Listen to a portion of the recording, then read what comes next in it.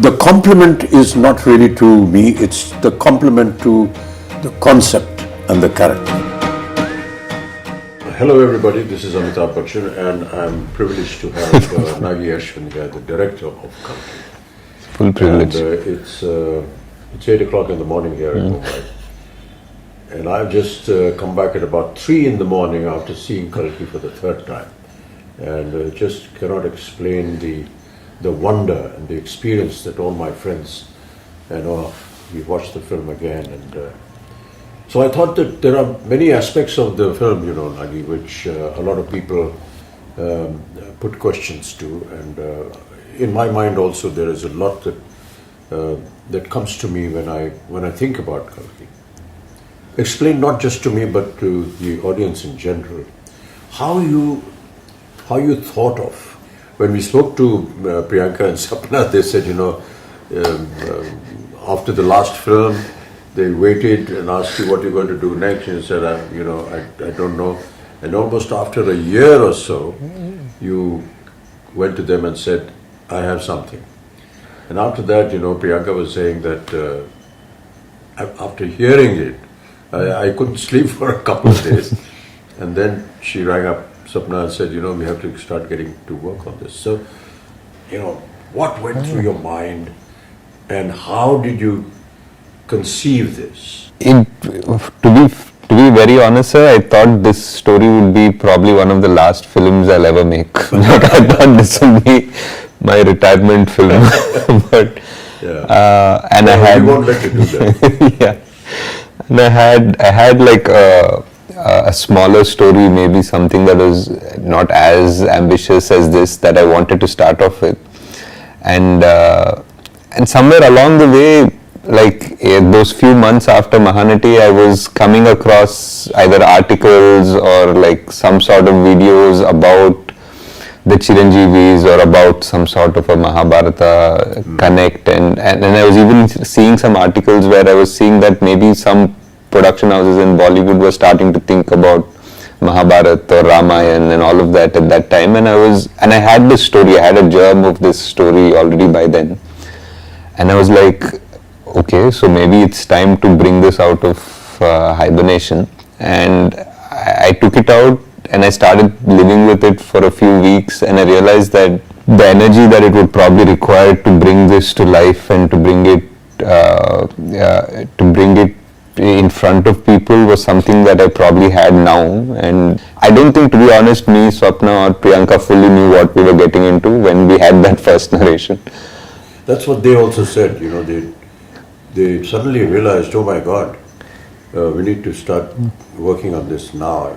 If this concept and this dream has to fructify. Yeah, we started with one concept artist and we thought, we'll conceptualize the main sequences of the film, but as we kept going deeper into that rabbit hole, so to speak, we realized every single thing had to be conceptualized and every single thing had to be built, and we suddenly we realized it needed an army. Yeah, you showed me a photograph of Ashwatthama who has aged and is now fighting Bhairava. Fighting Bhairava.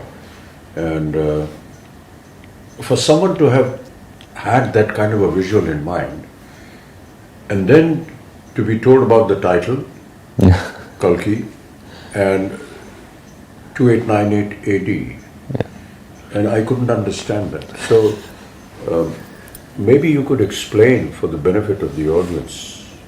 Core of the story was the first scene in a way. So 6,000 years after the death of Krishna. Which is what comes in the subtitle. Yeah. So 6,000 years have passed ever since Krishna gave the shrap to Ashwatthama. Yeah. So 6,000 years after when Krishna is said to have left his body was 3,102 BC, so to speak. So exactly that would lead up to 2898. The story of Ashwatthama happens after the 18 days of the Kurukshetra. Yeah. It happens at the very end, like after the victory, after everything. This is probably 18 days of the war.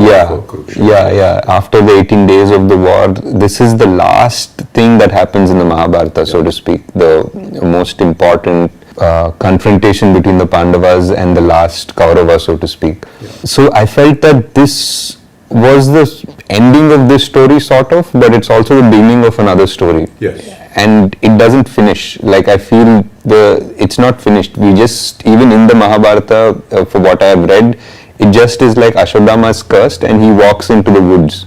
Like he leaves Krishna and Bhima and everybody aside and he walks into the woods. We don't know what happened to him. So that's like a starting of a story. Now I wanted to know, like, if this man is cursed and he has been witnessing this entire Kali Yuga, like that's the most interesting thought process. Like, because he is this ultimate warrior, but he's not interfering in the events of the Kali Yuga because he has a larger purpose. So I felt that it was audacious in a way for me to attempt to think that I'm finishing something that was left in the Mahabharata, but I was like, nobody's done it yet, so let's give it a shot. Yes. But why did you think like this, that I want to know what happened after that? Because in a sense, the Mahabharata ended at the end of the war after 18 days.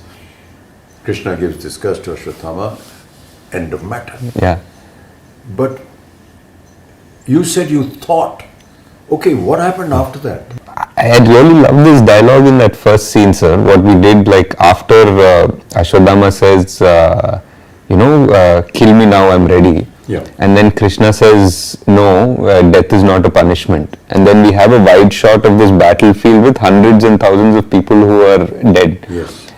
And that, for me, even when I was writing it, that just felt like it had a deeper meaning. It feels like, Mahabharata has killed millions of people, but Krishna right now is standing there and saying, death is not your punishment, having to live is your punishment. That just meant like maybe there is a whole karmic level to this whole thing. Mm-hmm.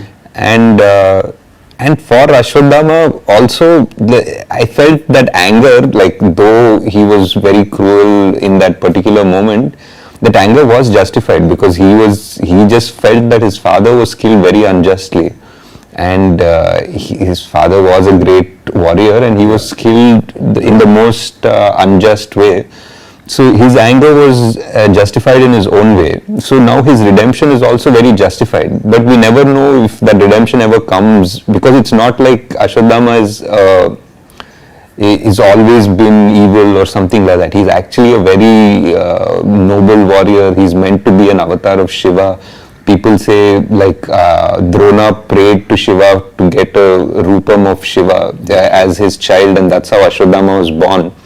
There's a beautiful, beautiful couple of pages in the Mahabharata that shows before Ashwatthama enters the Pandava camp to massacre the rest of the Pandava army, he sort of, Krishna had put out a barrier. He had put out like his magic in a way. He's put like the biggest celestial guardians around the camp, and he went back to the kingdom, and Ashwa came and he realized he can't cross the celestial guardians, and for that one time he became like a Rudra Roop, like he became Shiva. He entered one pyre and he came out like Shiva, and this Kripacharya watching this, and he became so scared, like he actually ran away from that scene because Ashwatthama was so terrible and so magnificent. So that character always intrigued me. Like you can't have an avatar of Shiva who is the greatest, is the son of the greatest warrior, and not know how his story ended. So that was the point of evolution of the idea and thought of how to continue. Yeah. And he wasn't also like the most popular Mahabharata character, because from what we've usually exposed to in serials or books or anything, we know about the main ones. We rarely know much about Ashwatthama, but I feel he was multiple times capable of destroying the Pandava army if not for Krishna. Like there were astras that only he could use, and only Krishna knew how to stop them. After 6,000 years, you hear the words of Krishna saying, that when there is no water in the Ganges, and these were all very symbolic but very pertinent little things that kept coming up. How did you conceive that the futuristic world 6,000 years from now is going to be looking like this? There were a lot of things that we try to extrapolate, sir. Like for example, there is massive drought now. There is clean air is already such a problem in so many places in China or even Delhi, for that matter, that buying air is going to become a common thing. It's actually become a common thing already. And the fact that physical currency is not going to exist has already happened. So a lot of things that when we started writing we thought were very futuristic have already happened by the time the film released. And we had to just try to understand that if there is no water and the biggest problem is fertility, I feel, like of man and of the soil. Like those are the two biggest things that will change the world. If human beings suddenly become infertile to a certain level, we just have barely 100 years before we go extinct, in a way. And if the soil stops being kind to us and it becomes dead in a way, then how much synthetic food are you going to develop, and how will that society be that lives only on synthetic food? So those are the two big things we tried to explore, though we didn't have time to really get into the details of it, but that was the thought process. Yeah. During the portion when they were designing all this, were there any questions that ever arose in your mind? Multiple, sir. They were, because like almost everything, because when you're trying to design a whole world with an ecosystem, with an economy, with all of that, there'll be so many contradictions. Like even just the architecture of things, there'll be like, what are your vehicles running on? Like if it's running on this, then why don't these people have access to it? And what access does the complex have? So suddenly we're designing the whole world, right from the economy to its power systems to grid to like what do people do? How are they making money? And is there a welfare system in this world? Like there's so much discussion, and after I think 5-6 days of brainstorming, we usually just stop and say, enough, let's get back to the story. Yeah. I was talking to some people about Shambhala and what it was, and that is something that they said, that this Shambhala is something that is under the earth. It's there in the Buddhist thought process. Yeah. I personally felt that there is a scene when Mariam comes forward before she sings that song, to that circular that mandala, which I don't know whether I'm correct in saying that, but it's a very Buddhist. So is that what went through your mind? It was, sir. I think the idea of Shambhala is something that is very similar to our culture and Buddhist culture, even Persian culture. They have different names for it. And I felt that it's very interesting that all of them have names somewhat similar also. Somebody calls it Shangri-La, somebody calls it Shambhala, and all of them say that it's a place where people are going to sort of retreat to in the Kali Yuga, when adharma becomes so much more outside, and that's where the avatar will come, the savior will come, so to speak. So I felt it's very interesting that so many cultures have the same idea. And the idea of the symbols in Shambhala was like a mix between the chakras that we have, the Sri Chakra and all of that, combined with the mandalas that Tibetans have, which are so similar. So that was that. We just wanted to find, I think in the production design discussions that we were having, we were always trying to see like how culture would be amalgamated in 6,000 years. It wouldn't be like sharp lines between cultures and traditions. Things would probably get merged a bit. Yeah. But it's, it amazes me how one person's brain could have designed and thought of all these things. I couldn't have, sir. There was a production designer, Nitin Ziani. We had multiple meetings. We have a concept design team which is really good. They're from Jaipur, fully Indian, like Immortal Collective. We had an in-house storyboard artist, Venu. I mean, for a movie like this, I would say that we probably required a bigger team, but the team that we had was fully on board, and everyone was constantly ideating. I mean, I definitely had to okay the final aesthetic, and I would guide them and direct them the way it had to go. But if not for the concept designers and Nitin's brain also, this wouldn't have come out the way it has. Kamal that day when we had a general, when we were talking to the rest of the guys, he said something very nice. Yeah. He said, a lot of the filmmakers come to me and they describe the story and they give me very efficiently made concept storyboards. Yeah.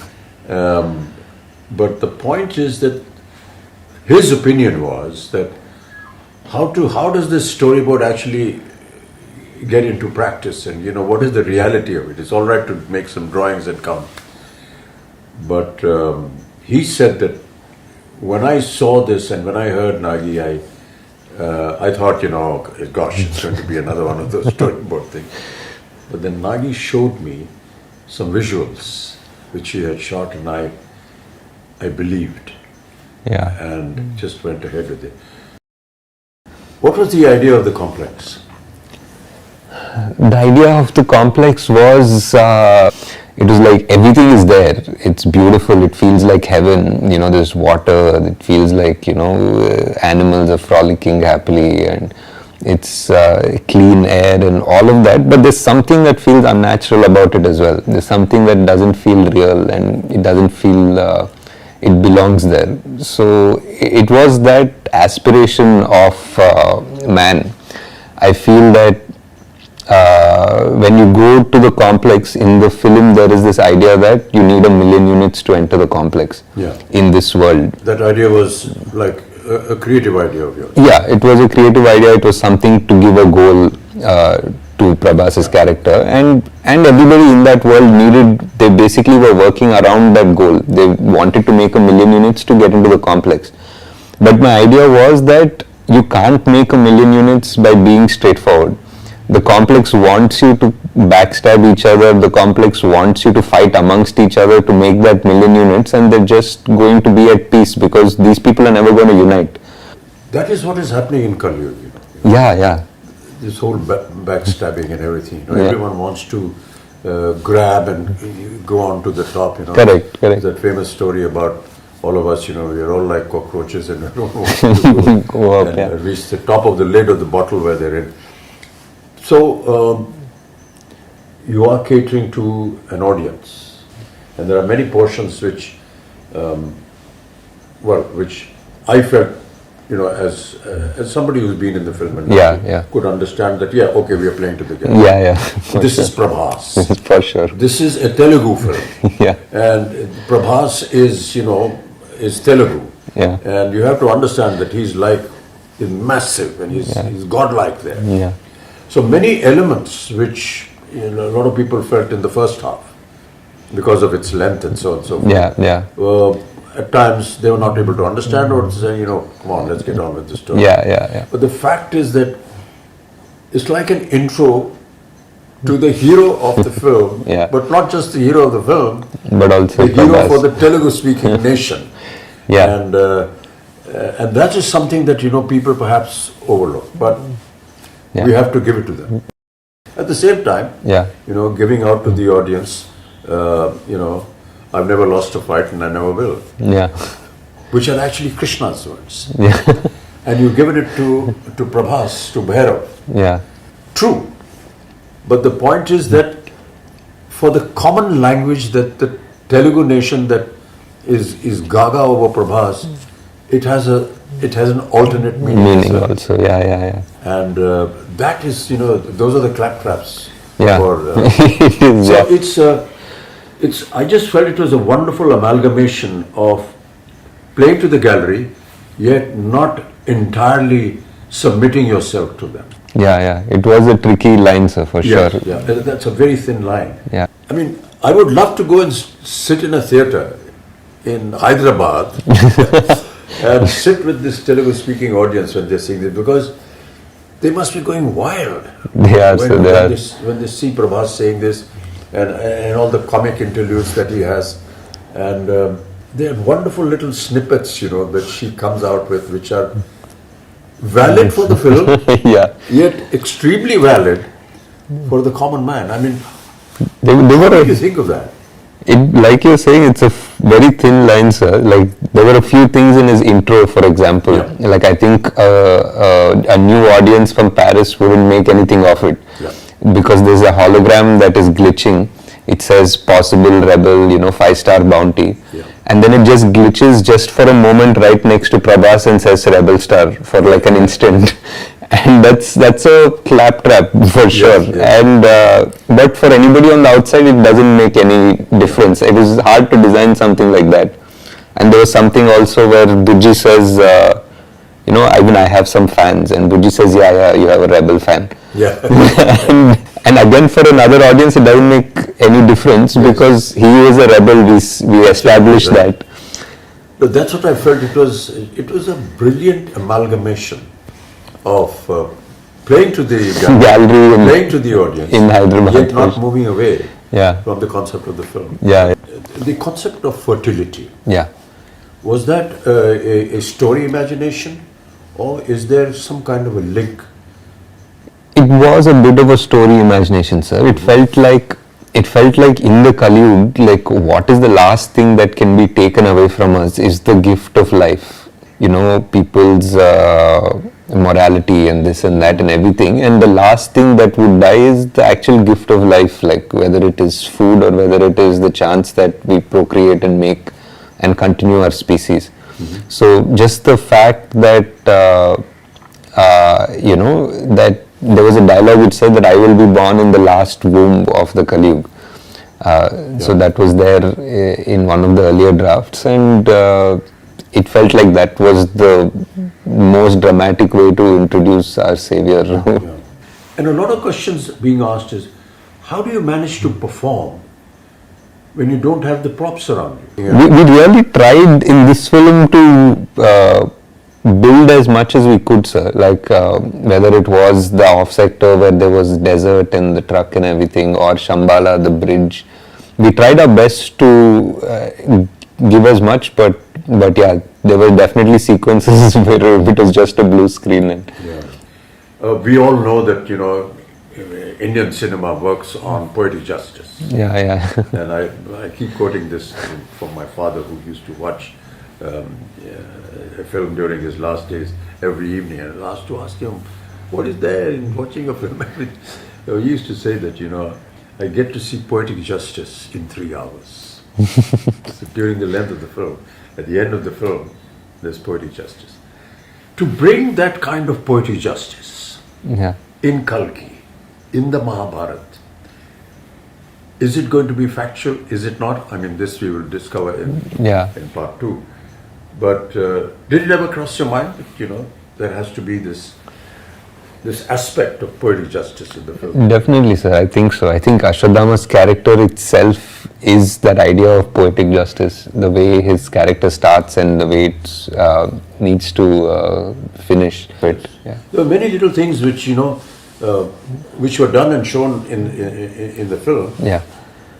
But its essence was actually realized by the audience. Yeah. It's like Sumati's Agni Pariksha, in a sense. Yeah.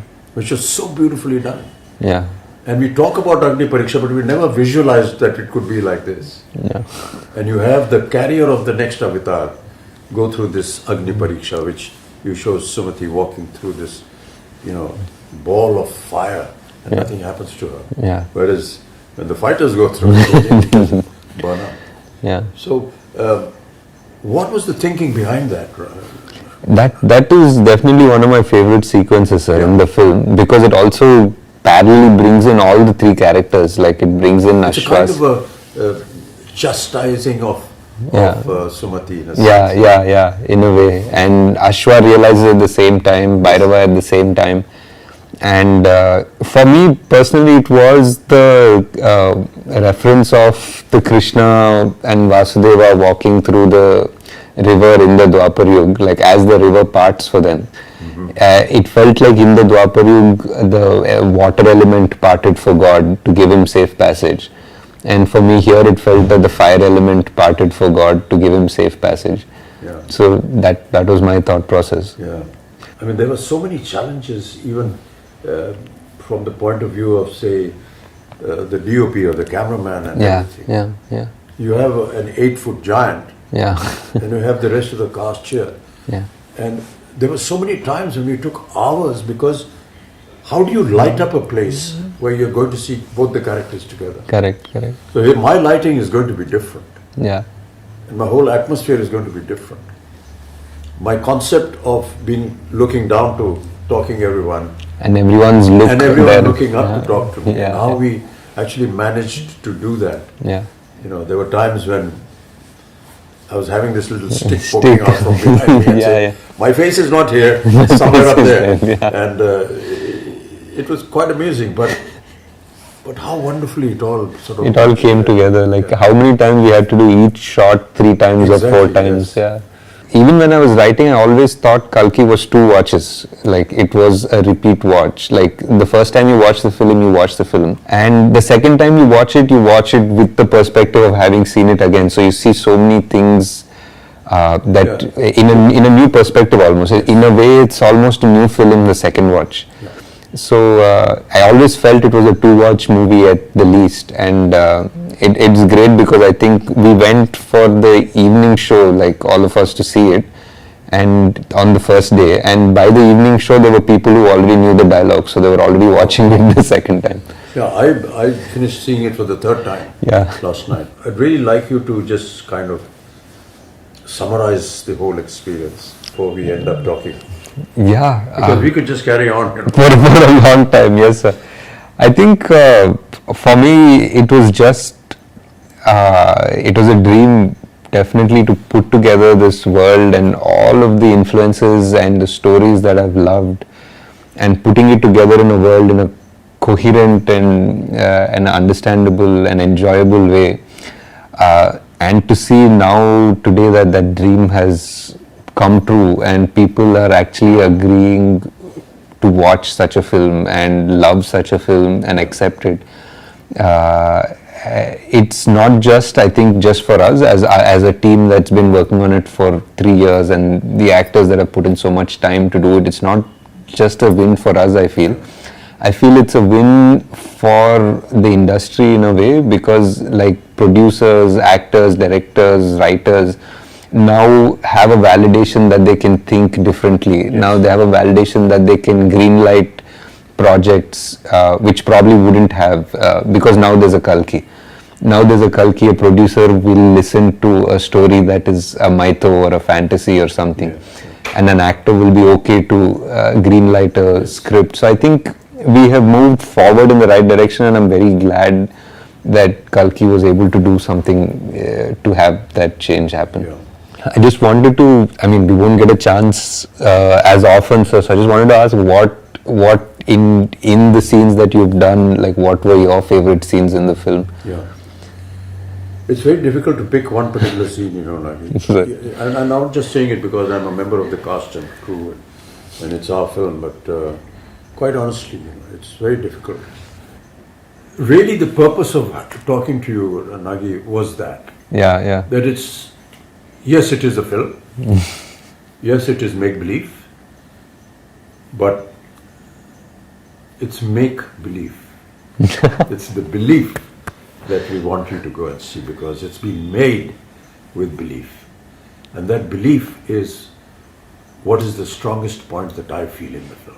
Yeah. Each time I see it, it's that belief. Yeah. I hope that, you know, the audiences will go and see this film with the kind of interpretation that Nagi, the director, had, and his vision, and the way he has explained the many aspects of the story. It's a film that anybody will identify with, because it's, you know, good over evil, and all our films are like that. Yeah. But to give it the depth and bring that mythological history, culture into the open and prove it, that is what was challenging for Nagi, and that is what I find he has been able to find victory in that challenge. So now we wait anxiously for part two. How is it all going to end?